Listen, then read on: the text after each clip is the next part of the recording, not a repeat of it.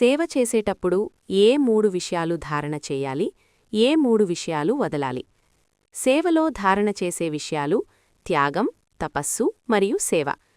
మనం సేవ కోసం తనువు, మనస్సు, ధనం, సంకల్పం, సమయం, సర్వసంబంధాలు ఎంతెంత త్యాగం చేస్తుంటామో అంతంత ఇతరుల భాగ్యం తెరుచుకుంటుంది. తపస్సు అనగా భగవంతునితో యథార్థ సంబంధాన్ని జోడించడం. త్యాగం తర్వాత తపస్సు సహజంగా మనలో ఉత్పన్నమవుతుంది. తపస్సు సేవ చెయ్యకుండా ఉంచలేదు. కాబట్టి ఒకదానికొకటి అవినాభావ సంబంధముందని శివబాబా తెలియజేస్తున్నారు. 1.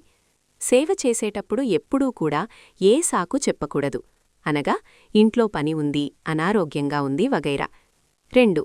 ఎప్పుడూ ఏ సర్వీసు కొరకు చెప్పించుకోకూడదు, అనగా మనంతట మనమే సర్వీస్ చేస్తే పూర్తి లాభం పొందుతాము. ఎవరైనా చెప్పిన తర్వాత ప్రేరణ వచ్చి చేస్తే సగభాగం ప్రేరేపించిన వారికి వెళ్ళిపోతుంది. 3. సర్వీస్ చేస్తూ ఎప్పుడూ వాడిపోకూడదు, అనగా